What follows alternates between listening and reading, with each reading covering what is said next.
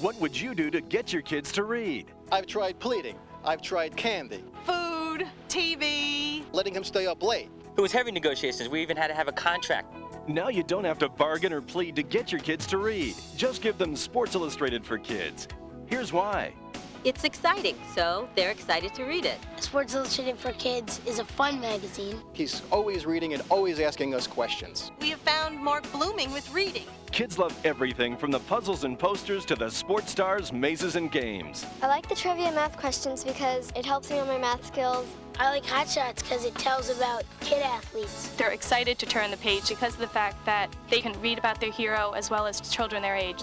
Fun Facts No and Tell is what Mark will use to stump Dad. I like Buzz Beamer a lot because he's a goof. Sports Illustrated for Kids is more than just fun, it's an education. This opens up avenues to all sorts of educational values. Sportsmanship, Self-esteem. Teamwork. they're learning, they don't even realize it. As a coach, it really helps the kids learn how to play the game. Sports Illustrated for Kids should be in every classroom. Call now and get a year's worth of Sports Illustrated for Kids for 4 monthly installments of $5.99. Save over 20% off the cover price. Your kids will love getting it in the mail with their name on it. He's proud to have his name on. He feels like he's a part of something much bigger. Give it to your children or grandchildren today. Our granddaughter is 10 years old, and she insisted that we give her a subscription to Sports Illustrated for Kids because all the kids at school were talking about it.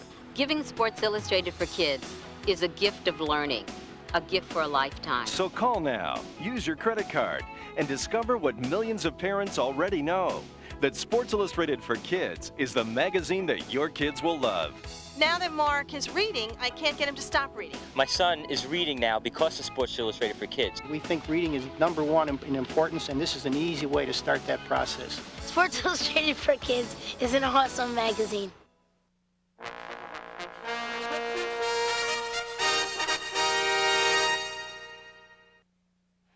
Scott Case has played a whale of a game today, putting the hits on. Out of the shotgun and 4 wide receivers again against the Cowboy nickel with Bates in the middle. Here's a pass in the flat, picked up by the Cowboys. Larry Brown may score at the 30. The Dallas Cowboys have won 3 Super Bowls in 4 years. Will 1996 bring yet another Vince Lombardi trophy? 29 other NFL teams are out to stop them. The National Football League. No other professional sport has such compelling appeal. Witness the artistry.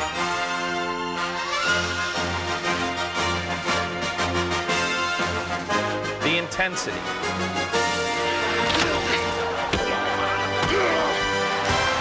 The spectacle. Marcus Allen dives over for the touchdown for Kansas City. His 100th career rushing touchdown. Move over, James Lofton. You've just been passed by Jerry Rice in the record book. And Dan Marino has the granddaddy of them all now. Most touchdown passes ever. It's America's autumn ritual, stirring up passions that only a hometown fan can understand. I'm Peter King of Sports Illustrated, your host for the 1996 Washington Redskins Video Yearbook, featuring a retrospective of last year's team entitled Coming Together, the story of the 1995 Washington Redskins, plus a pair of Washington classics, the highest scoring game in NFL history, and a profile of the career of Larry Brown. How do today's Redskins stack up against the competition? Let's take a look at the 1996 Washington Redskins Video Yearbook.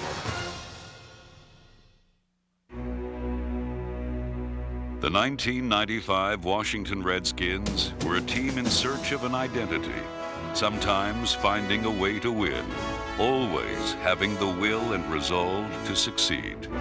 This was a team filled with young men of promise and old men reborn, drawing strength from each other.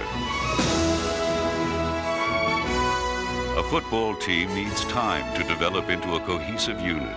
With 18 starters acquired since Coach Norv Turner was hired in '94, the Redskins are like a puzzle whose pieces are just beginning to fit together.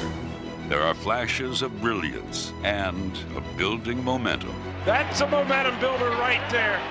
I want to tell you, he is some kind of athlete, and he loves to play this game.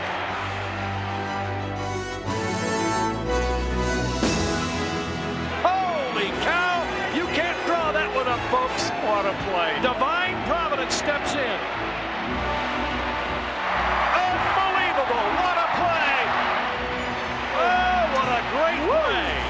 good, isn't it? I love this game. Put that one in the highlights too, Aunt Mary. That was a beauty. The Redskins has a lot to be proud. Oh, that was a thing of beauty. Touchdown, Washington Redskins. This team grew up a lot today.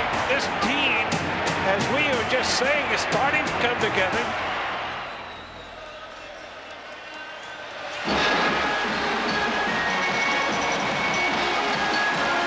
The parts of the puzzle were revealed on opening day against the Cardinals, and along with it came the discovery of a critical piece, first-round draft pick Michael Westbrook, whose importance to the total picture was obvious as soon as he touched the ball. Pitch back to Allen. Here comes the reverse again. Michael Westbrook this time. Schumer ahead of him at the 50, to the 45, the 40, 35, 30, touchback 20, 10, across the field, 5, touchdown, Washington Redskins. Washington dominated the game with running back Terry Allen gaining yardage behind an inspired offensive line. Then, the first possible missing piece on the road to consistency. Quarterback Heath Schuler sprawled on the turf with a separated shoulder. Norv Turner called upon his other talented young QB, Gus Frerotte, to fill in. Frerotte is back. Good protection. Throwing it deep. Got a man wide open at the 40. It's Shepard. Gone. He's gone at the 10, the 5. Touchdown, Washington Redskins. Snap to Craig. Drops straight back. Looks over the middle. Got a man. Hit the big tight end. Picked off. Tough, aggressive defense forced the fourth interception for the Skins, ensuring the opening day win. While the opener cost Washington one young star, it confirmed the wisdom in the choice of another, wide receiver Michael Westbrook. Schuler takes the snap, rolls to his right, lobs it, got it complete to Westbrook. Touchdown. Frerotte unloads it deep, got Westbrook down there. Battle for it. Westbrook's got it at the 5. Westbrook's amazing athletic ability made him a constant scoring threat, and every pass in his direction was a potential reception. In 1995, wide receiver Henry Ellard added another jewel to his crown of NFL accomplishments, gaining over 1,000 yards for the 6th time in his career. Near side 10, got a block. Touchdown, Washington Redskins. Henry Ellard. Frerotte goes back. Blitz is on. He ducks it, throws it deep, got it crossing to Ellard at the 20. Down to the far side, 15, 10, 5. Touchdown, Washington Redskins. Impressive stats and records aside, what makes Ellard exceptional is his ability to concentrate on the ball, transforming incompletions into first downs and often more. Waits, throws it over the top, bounce, caught, Ellard, touchdown, Washington Redskins. Bobbled, caught by Henry Ellard. What a great catch. What a great catch. Add big play receiver Leslie Shepard and Titus Winans, and the Redskins boast one of the most talented receiving corps in the NFL. Football is a game without a conscience. A team's sweat and toil does not guarantee success. Following their opening day win, the Redskins fought hard, but unfortunate calls led to consecutive final play losses. First in Denver. Again to Davis, again up the middle. Hit, dodges people, spins, fumble the football. He's in the end zone. Touchback. Touchback. Skins dodge a bullet. Big time. Well, the replay shows The ball came down on the playing field, not in the end zone. now the officials are conferring to see if he had possession when he crossed the plane to the goal line. Right. Touchdown. Oh, it's a touchdown. They blew it. Oh, that's a bad call. They blew it. Throwing it up in the air for Westbrook. Leaping catch. Touchdown. Washington Redskins. No. Out of bounds. He pulled him out of bounds. He was pushed out of bounds, but they call it. Questionable calls led to a Broncos last-second win, and Washington fans were not granted absolution the following week. Waiting, throws the comeback, caught. No, he was out of bounds. The official here on the side rules out of bounds. No way was he forced out of bounds. The guy right on the play called it perfect. No, he's saying he was forced out of bounds. They giving him a touchdown? Yep. Come on, that's 2 weeks in a row. 1994's trend of fourth-quarter defeats continued, and with powerhouse Dallas next up, the outlook seemed bleak. The Redskins are going to do right there to the Cowboys, right there. Power! The power! The power! The power don't lose, though. I can't compete with that, so I got the power. Shock the world day today, baby. Shock the world day. Blame it all on my roots. I showed up in boots, ruined Dallas Black Tower Fair. That's all. Welcome to hell. And I'm charging rent, baby. Game day, Sunday. Everybody get their mouths, kick some ass. 1, 2, 3. Despite pregame enthusiasm, Washington found no relief and seemingly had no lifeboat in sight. Throws it back, picked off at the 38. Back for the turn to the 30, to the 20. The far side 15 to the 5. Still going into the end zone. Darren Woodson with a touchdown for the Dallas Cowboys. Just as it appeared that all was lost, All-Pro Brian Mitchell changed the course of the game. Third return. He's at the 5, out to the far side 10, the 15 to the 20, back to the 25. See him at the 30, 35, 40. He's out to the 45, 50, breaks loose. He's at the 40. One man stopped him, and it was the guy who kicked off. Mitchell's return revitalized the team and steered it through the rough waters.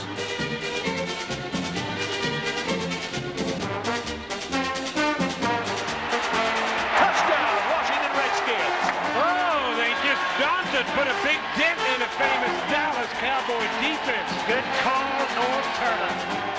Meanwhile, the Redskins defense was shutting down the vaunted Dallas attack and harassing quarterbacks Troy Aikman and Wade Wilson with a relentless pass rush. One of the NFL's greatest rivalries was resurrected, and the young Redskins pieces began to mesh. Back goes for Rush, but he still gets it away. Deep for Shepard. A battle at midfield. He catches the ball. He pulls it in at the 40. At the 39, it's a reception. Whoa! Put that one in the highlights, Aunt Mary. You ain't going to believe this. He caught it on his back.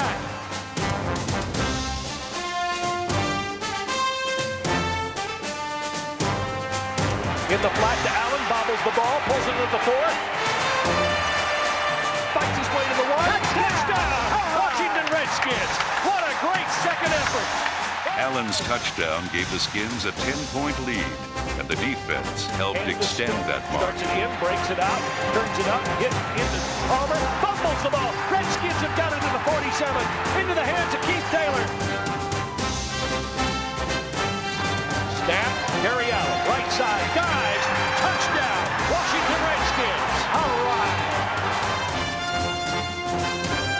Any chance for another last-second heartbreak was erased by Tom Carter's interception, ensuring a triumph that revitalized the season.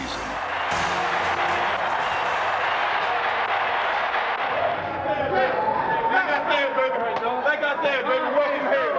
Welcome to hell, baby. I'm charging rent.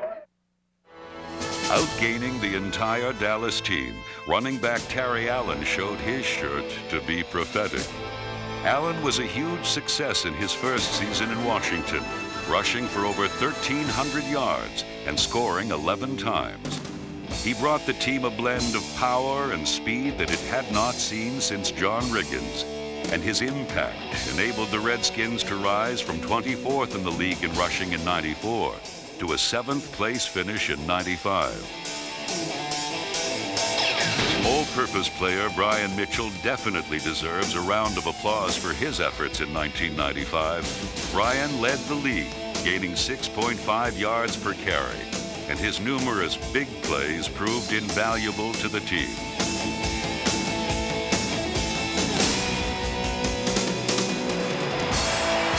They handed it up back. It's Brian Mitchell sweeping to the near side. 30, 25, 20. He's gone. 10, 5. Muscles into the end zone. Touchdown. Washington Redskins. And once again, bravo, Brian Mitchell. But it is his skill as a return man that makes Brian Mitchell so valuable.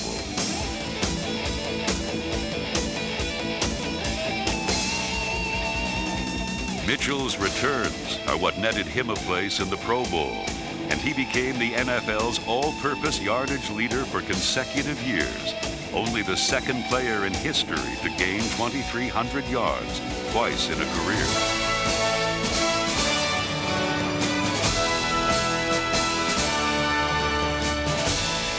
Ball will bounce to the 50. He grabs it to the 41. He's immediately back to the 50, 45 to 40. Cuts it to the near side, 35. All he needs is a block. He's coming to the near side, 25. Got the block. He's at the 10, the 5. Touchdown, Washington Redskins.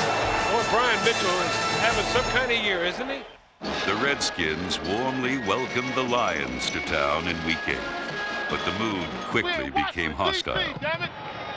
It's our house, on our turf, baby. Washington's defense was again successful in shutting down a superstar running back, this time Barry Sanders, while forcing 4 Detroit turnovers. And as the defense wreaked havoc on Lion quarterback Scott Mitchell, Norv Turner's offense pulled out all the stops.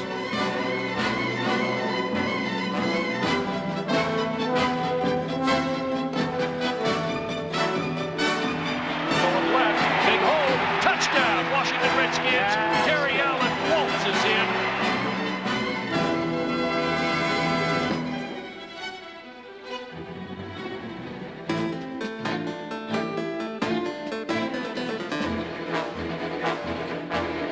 For another week, Terry Allen was the best back on the field.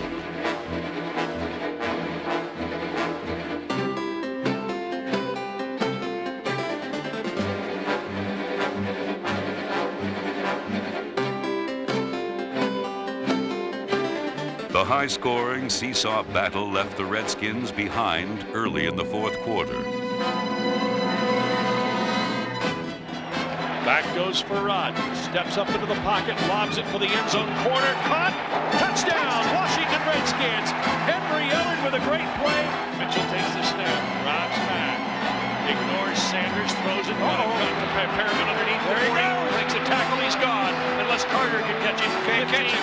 10-5. Touchdown Detroit. Only one thing wrong. They scored too soon.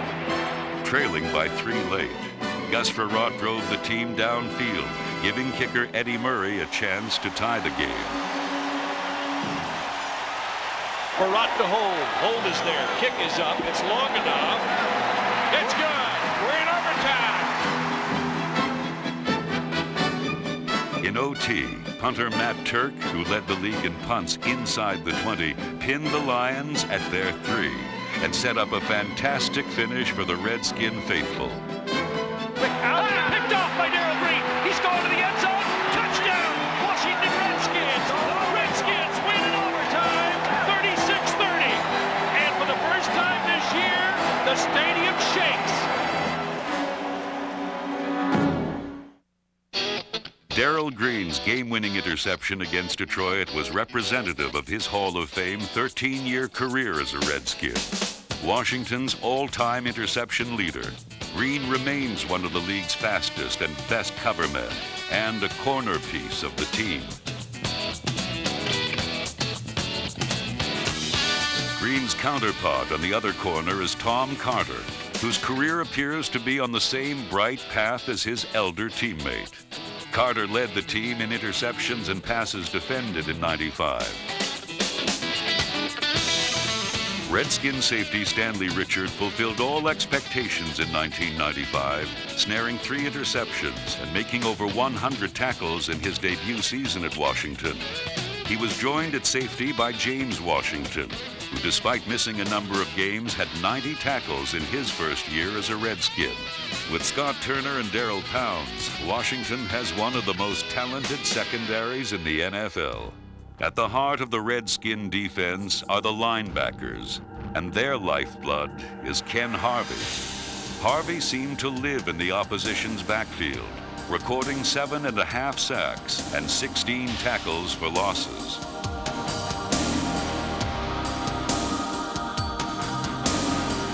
Harvey's 132 overall tackles earned him a starting spot in the Pro Bowl for the 2nd straight year, and his inspired play rubbed off on his fellow linebackers. Marvcus Patton excelled in his first season as a Redskin, leading the team with an astounding 161 tackles, over 100 of them solo. Patton was an Iron Man, on the field for every defensive play the entire season. Middle linebacker Rod Stevens was another force to be reckoned with, racking up more than 150 tackles as the defensive signal caller. Despite the fact that this was their first year together, Stevens, Patton, and Harvey played as a unit. a unit with a single purpose. Young players such as Dexter Nottage, Mark Boutte, William Gaines, and Rich Owens made up a defensive line that struggled but consistently improved as the season went on. Though at first susceptible to the run, the D-line strengthened, finishing 4th in the NFC during the second half of the year. With veteran Sterling Palmer, Tim Johnson, and Tony Woods, 1996 promises to be a breakthrough year for Washington's defensive line.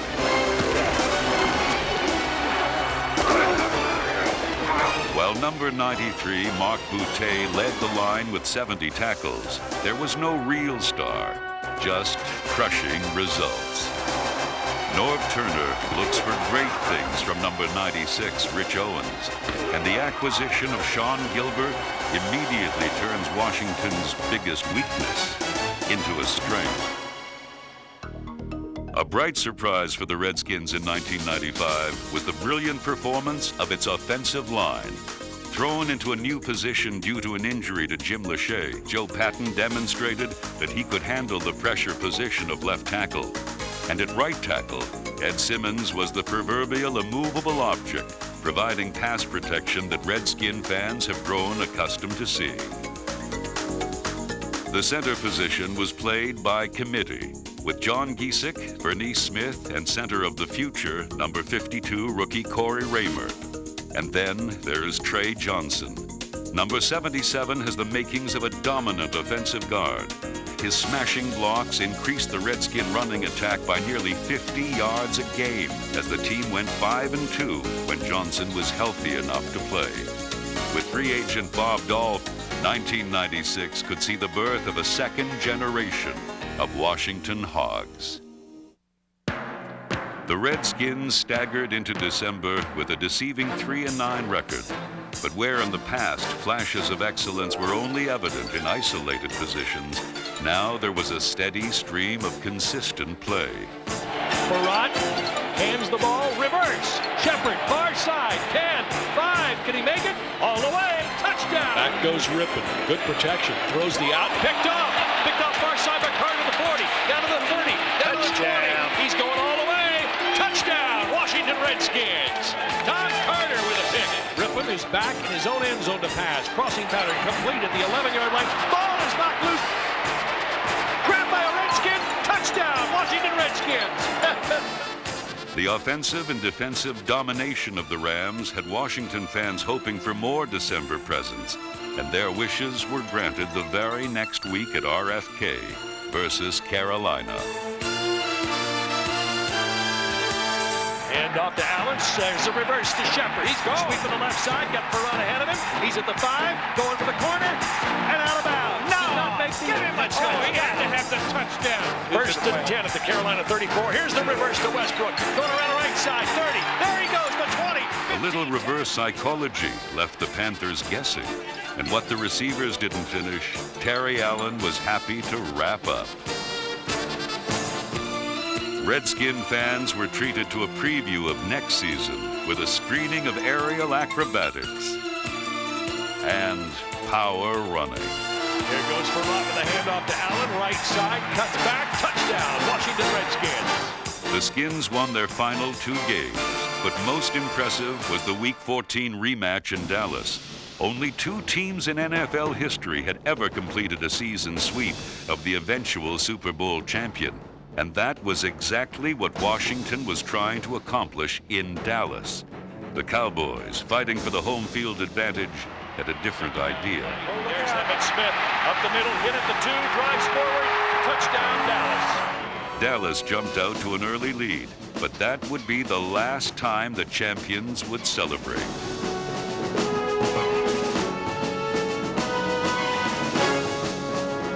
A balanced attack left the Cowboy defense wobbling on their heels.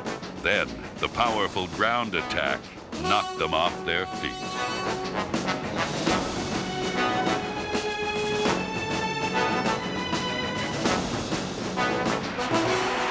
Motion by Logan, the hand to Allen, right side, touchdown, Washington Redskins. He goes in standing up, and the Dallas defense has hands on hips. For the second time, Terry Allen bested Emmitt Smith, who was again held to under 100 yards, while the star-studded Dallas offense was submerged in a sea of red. Washington never allowed Dallas's offense to find its rhythm, and the champs were shell-shocked. And all the while, Heath Shuler continued throwing bombs.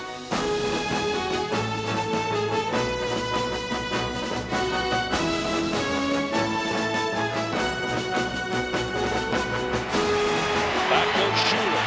Looking. 85-yard. Touchdown, Washington Redskins.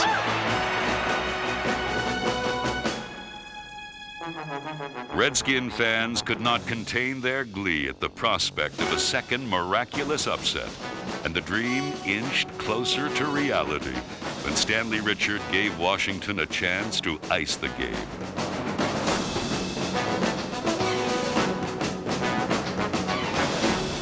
David was about to slay Goliath, not once, but twice, as Heath Shuler picked apart the Dallas secondary.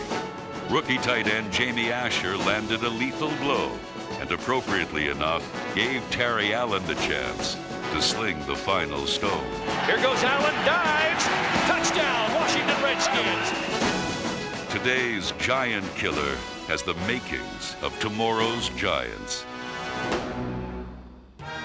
The future is bright in Washington, as a 3-1 conclusion to the season didn't signal the end, but only the beginning of their journey. It is not where this team ended up, but more importantly, how far it traveled, and the Redskins have come a long way. Washington is a team of young men, members of a proud franchise, and men that proved that the stage is set to change words like might and should into will and can. The 1995 Washington Redskins were a young team full of passion and determination. A team that stumbled but always bounced back. And by season's end, they were a team that came together. Now that you've seen the Redskins highlights, let's take a trip back into Washington history. We'll start with a look at the highest scoring game in the annals of pro football, an offensive explosion against the Giants. Then, we'll profile a very special running back, Larry Brown, who overcame incredible odds to become a star in the National Football League. Slow down, you move too fast. You got to make the morning last. The opening lyrics of a well-known mid-60s song by Simon and Garfunkel. When the Giants met the Redskins on November 27, 1966, nothing seemed to last. The action didn't slow down for a minute. A.D. Whitfield, number 25, scored 3 of the Redskins' first 4 touchdowns. On the day, Whitfield touched the ball 7 times. 3 times he scored. Defensive back Brig Owens, number 23, intercepted 3 passes, returning 1 for a touchdown. Owens also scored on this 62-yard fumble recovery, giving Washington a 20-0 second quarter lead. When Giants quarterback Gary Woods scored just before the half, Washington led 34-14. In 7 minutes and 3 seconds, the two teams had scored 6 touchdowns. 20 points behind, Allie Sherman's Giants had to make a game of it in a hurry, and they did just that. On the half's first offensive series, Wood found Joe Morrison for 41 yards and a touchdown.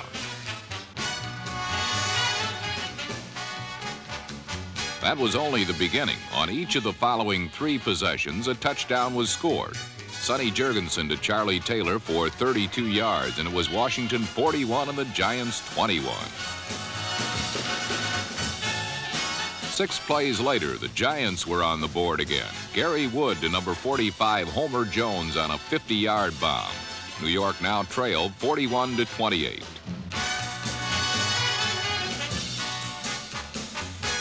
But Jurgensen again found Taylor, this time for 74 yards, completing the seesaw third period. Another Washington touchdown made it 55-28 early in the fourth quarter.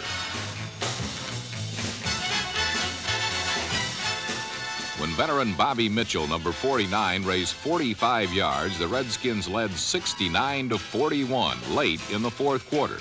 It was a good bet Washington would win. But just to be sure, the Redskins kicked a field goal on the game's last play. The final score, Washington 72, New York 41, in the highest scoring game in NFL history. In 1969, the Washington Redskins drafted a blocking back in the 8th round. A year later, Larry Brown was the best runner in pro football.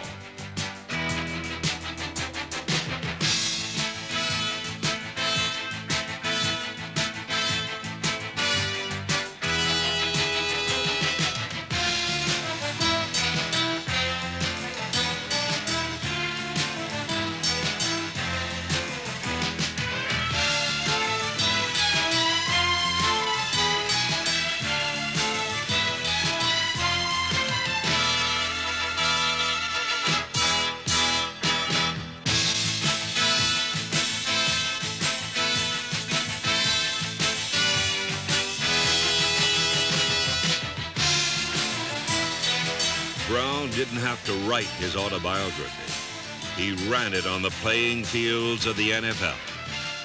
It's a story that goes beyond the slashing moves and the breakaway touchdowns. It speaks proudly of courage, determination, and ultimately survival.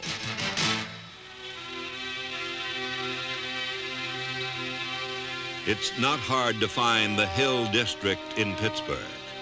Just follow the trail of abandoned dreams leading from the center of town.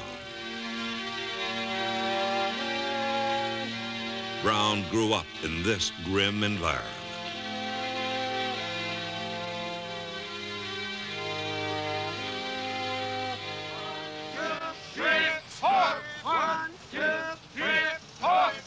Brown escaped the ghetto through the narrow alley of athletics. He did it with a powerful desire to achieve that was evident to everyone who met him. You know, they talk about Larry's lack of size being just under 6 feet and under 200 pounds, but you can't measure his heart. He's all heart. He wants to succeed, and that's what got it, just pure desire and pride in his own performance. Redskin coach Vince Lombardi made Brown his halfback. He then discovered that Brown was deaf in one ear and devised a special helmet with a hearing aid. What Lombardi didn't have to do was motivate his rookie.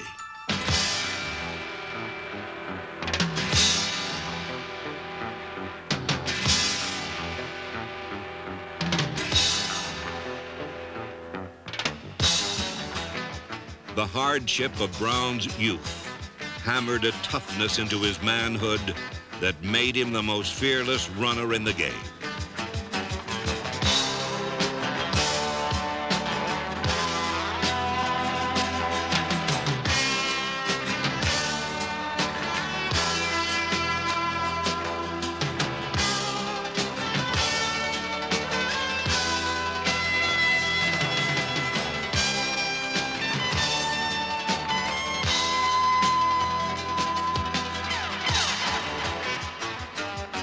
Brown was the league's leading rusher in 1970 and the NFL's Player of the Year in 1972.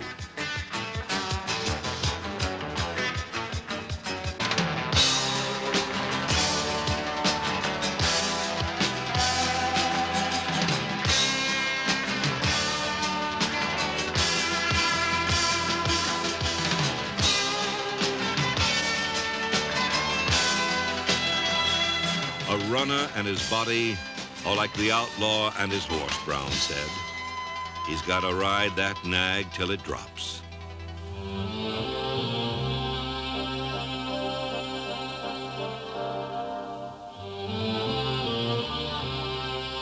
After 4 years as the league's best, challenging every obstacle in his path, Brown was hobbled by injuries.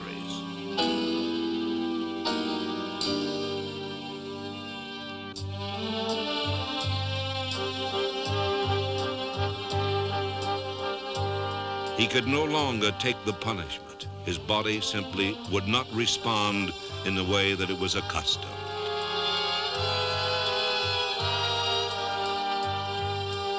Sometimes I hate it, but deep down inside I kind of, feel that this hate is really love for the game, you know, and on the outside, hate is just, the disguise for something that you really love.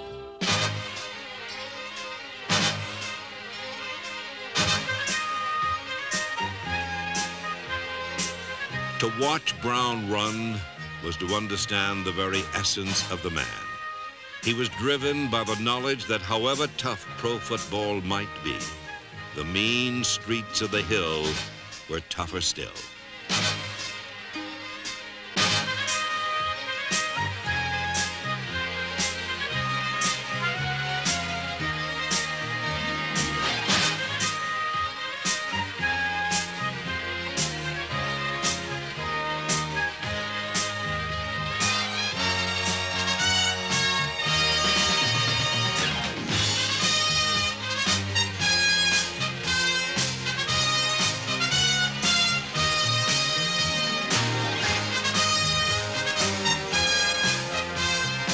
Larry Brown, from ghetto to glory, a road only a true professional could have traveled.